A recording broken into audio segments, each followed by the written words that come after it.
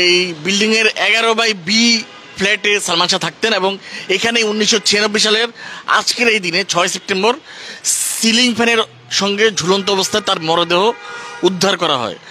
এইটুকু আমরা সংবাদপত্রে দেখেছি, কিন্তু তার এই মৃত্যু নিয়ে অনেক রহস্য আছে এবং ভক্তদের মধ্যে এই ধোঁয়াশাটা আরও বেশি করে বিরাজমান। এত বছর পরে এসেও তারা আসলে এই মৃত্যুর যে তদন্ত রিপোর্ট এবং যে কথাগুলি সরকারি দপ্তর থেকে বলা হয় তারা সেগুলি আসলে মেনে নিতে পারেন না। এই বিষয়ে আমরা কথা বলবো নকিবের সঙ্গে।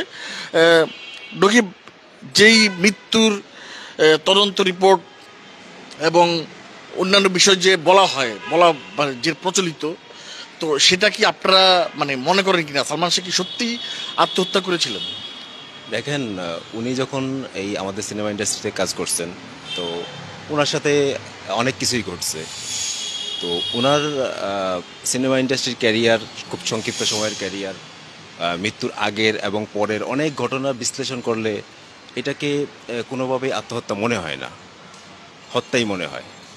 তো এখন বিষয় হচ্ছে যে এই যে কিছুক্ষণ আগে যে আপনি বললেন যে ওনার ডেড বডি সিলিং ফ্যানের সাথে ঝুলন্ত ছিল, তো যেই সিলিং ফ্যানের সাথে ওনার ডেড বডিটা ঝুলন্ত অবস্থায় পাওয়া গেছে, সেই সিলিং ফ্যান কিন্তু আলামত হিসেবে জব্দ করা হয়নি। হ্যাঁ, সেই সময়ে করা হয়নি এবং পরবর্তীতে অনেকগুলি তদন্ত হয়েছে, সেই তদন্তের সময়ও সিলিং ফ্যান উদ্ধার করা হয়নি। ওইটা তাদের ফ্যামিলির হেফাজতেই ছিল। পরবর্তীতে যখন পিবিআই তদন্ত করা শুরু করে, তারপরে তারা যখন আমি এই বিষয় নিয়ে লেখালেখি করছিলাম, পরবর্তীতে তারা এই সিলিং ফ্যানটা তাদের আলামত হিসেবে জব্দ করে। তো এরকম অনেক ছোটোখাটো বিষয় আছে তদন্ত করার সময় যেটা গাফিলতি হিসাবে দেখা যায়। আর সর্বশেষ পিবিআই যে রিপোর্টটা দিচ্ছে, তদন্ত রিপোর্ট, তো তারা আসলে মহামান্য আদালত যখন এটা পুনরায় তদন্ত করার জন্য তাদেরকে অর্ডার দিছে, তো তারা পুনরায় তদন্ত করছেন। অনেক সময় সাপেক্ষ ব্যাপার ছিল, যেহেতু এত অনেক আগের বিষয় একটা। তো তদন্ত করার পর তারা যেটা করলেন যে তদন্ত রিপোর্ট মহামান্য আদালতে দাখিল করার আগে তারা একটা সংবাদ সম্মেলন করেন। সংবাদ সম্মেলনের আয়োজন করে সেখানে তারা পুরো তদন্তের বিষয়টা সেখানে উল্লেখ করেন এবং উপস্থাপন করেন দেশবাসীর সামনে, সাংবাদিকদের সামনে। তো এটা কি কোনো তদন্তকারী সংস্থা তারা পারে যে মহামান্য আদালতের কাছে রিপোর্ট দাখিল করার আগে তারা জনসম্মুখে সেটা প্রচার করলো বা প্রকাশ করলো? আমার মনে হয় পারে না, আমি যতদূর জানি আর কি।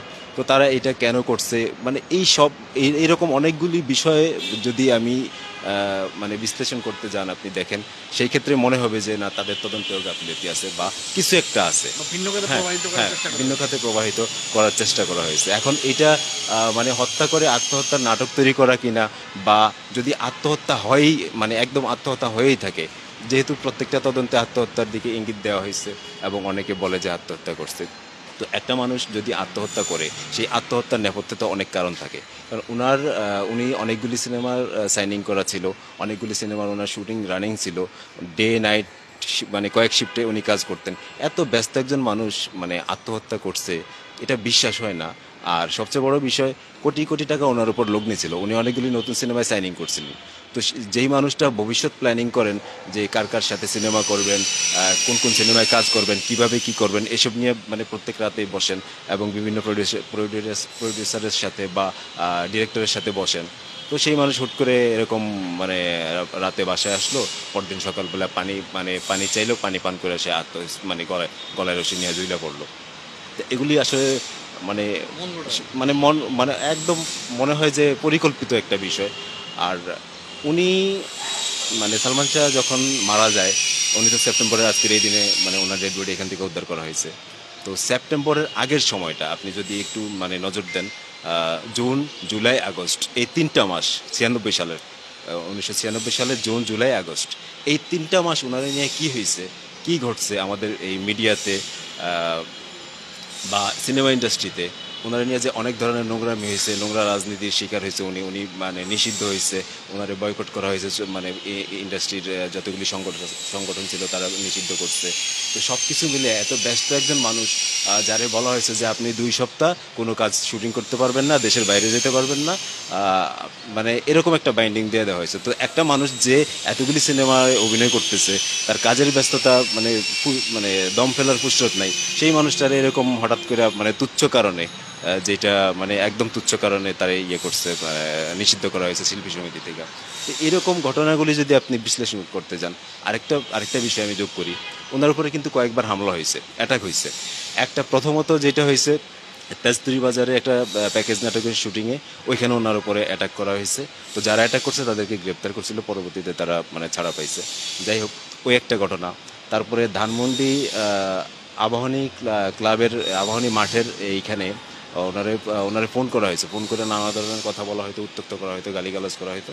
তো পরবর্তীতে ওনারা এইভাবে বাসা থেকে বাইর করে আনছে, বাসা থেকে বাইর করে আই না কয়েকজন ওনার উপর অতর্কিত হামলা করছে আবাহনী মাঠের পাশের গলিতে। তো হামলা করছে, ওই হামলা ঠেকাই দিকে ওনার কিন্তু হাত কেটে গেছে। ওরা যখন ছুরি মারছিল তখন হাত দিয়ে ঠেকাই দিকে হাত কেটে গেছে। তো এরকম ঘটনা আছে। তারপরে চট্টগ্রামে উনি যখন ওনার স্ত্রীকে আনতে যান, স্বামীরা ওইখানে চলে যায়, ওনারে আনতে যান, ওইখানে কিন্তু উনি অ্যাটাক হয়েছে।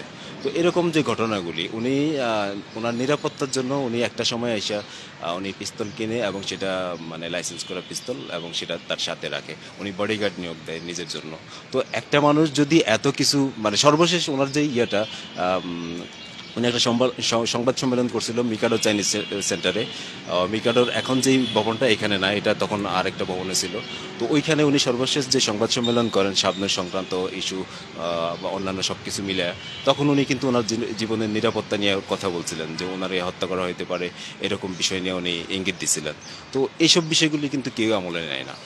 বা ওই সময় যারা সিনেমা ইন্ডাস্ট্রিতে সিনিয়র যারা ছিল সবাই কিন্তু জানে কোথায় কি হয়েছে না হয়েছে, বা সালমান শাহর ফ্যামিলি অনেক কিছু জানে, সামিরা অনেক কিছু জানে, বা সালমান শাহ সহকর্মী যারা বা তার সাথে যারা ছিল, আর সালমান শাহ সহকারী যে আবুল, উনি A to Z সব জানে। আবুল যখন থেকে সালমান শাহর সাথে ছিল, সালমান শাহ সব কিছু সে জানে। তো এখন আবুল বা এই ফ্ল্যাটে যেদিন ওনার ডেড বডি উদ্ধার করা হয়েছে, তো সেদিন এই ফ্ল্যাটে যারা উপস্থিত ছিল তারা তো ওই ঘটনা তো একটা ফ্ল্যাটে যেই মানুষগুলি উপস্থিত থাকে, আমি যদি এখানে কোনো একটা অঘটন ঘটাই অন্যান্যরা টের পাবে না? তো ওনারা অবশ্যই টের পাইছে। এখন ওনারা সত্য বলতেছে কিনা বা ওনারা যা বলতেছে সেটা মিথ্যা কিনা, এটা যাচাই করবে কে? হ্যাঁ, কারণ তো তারা একই রকম কথা বলছে সব সময়, যে মানে যা মানে তারা সব সময় বলে আসছে। এখনও আপনি যদি তাদেরকে জিজ্ঞাসা করেন তারা সেভাবেই বলে। কিন্তু ঘটনার নেপথ্যে আরও অনেক কিছু তো ঘটতে পারে। তারপরে উনি যখন আনন্দমেলার সাথে ওনার যে ক্যাচাল হয়, আনন্দমেলার সাইনিং করা যে 4টা সিনেমা, এর মধ্যে সে যখন কিয়ামত থেকে কিয়ামত রিলিজ হওয়ার পরে বাকি 3টা যখন করবে না বলল, তখন তো তাদের সাথেও ক্যাচাল হয়। তারাও অনেক মানে নোংরামি করছে তার নিয়ে, বিভিন্ন ধরনের বানোয়াট নিউজ করাইছে। এবং ওই বয়কটের নেপথ্যের কারণগুলিও কিন্তু এই মানে সুকুমার রঞ্জন ঘোষের সাথে তার ক্যাচাল, বা অন্যান্য যারা ছিল তাদের সাথে ক্যাচাল, সব কিছু মিলে মানে এমন একটা পরিস্থিতি তৈরি হয়েছে তখন, মানে সব কিছু মানে যদি আপনি বিশ্লেষণ করতে যান, এটাকে কখনোই আত্মহত্যা মনে হবে না। আর আত্মহত্যা যদি হয়, তাইলে আপনি এই আত্মহত্যার নেপথ্যে কিন্তু অনেক কারণ আছে। সেই কারণের মধ্যে অন্যতম এই সার্বিক পরিস্থিতি, যে এতক্ষণে যা বললাম। তো এইগুলি যদি আপনি আমলে না নেন, একটা মানুষকে আত্মহত্যার পথে ঠেলে দেওয়া বা আত্মহত্যা করতে বাধ্য করা, প্ররোচিত কিনা আত্মহত্যা, তো এইগুলি কি কখনো খতিয়ে দেখছে? কারণ যেই মানুষটার উপরে কোটি কোটি টাকা লগ্নি ছিল, তো সেই লগ্নিকৃত টাকা যারা লগ্নি করছে তাদেরও তো ক্ষতি হয়েছে।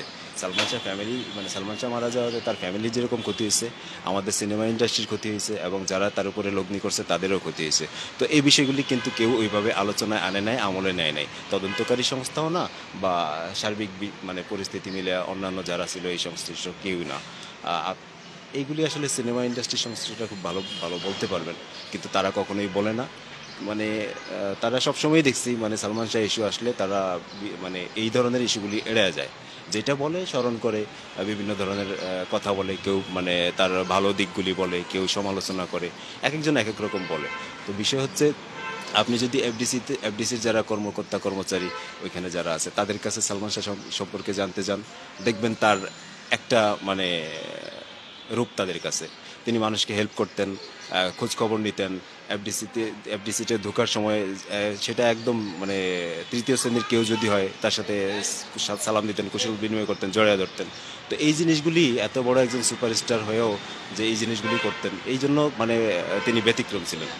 আর এই কারণেই এখন পর্যন্ত মানুষ, আজকে 28 বছর তার মৃত্যুর, এখনও মানুষ তারে মনে করে, ভবিষ্যতেও মনে রাখবে। এবং যতদিন আমাদের সিনেমা ইন্ডাস্ট্রি আছে, মানুষ সিনেমা সম্পর্কে মানুষ আগ্রহ থাকবে, ততদিন মানুষ সালমান শাহকে মনে রাখবে।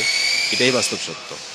এখন ওই যে বললাম যে নেপথ্যের অনেক কিছু আছে যেটা সামনে আসে না, আলোচনায় আসে না। সবাই ওই স্মরণ পর্যন্তই, শোকসভা পর্যন্তই, এই পর্যন্তই শেষ, কিন্তু আসল বিষয়ে কেউ ওইভাবে বলে না। হ্যাঁ, আপনার যদি এখন মনে হয় যে হ্যাঁ এটা আত্মহত্যা, তো আত্মহত্যার নেপথ্যের কারণগুলি কি সেটা নিয়ে কেন কথা বলে না কেউ?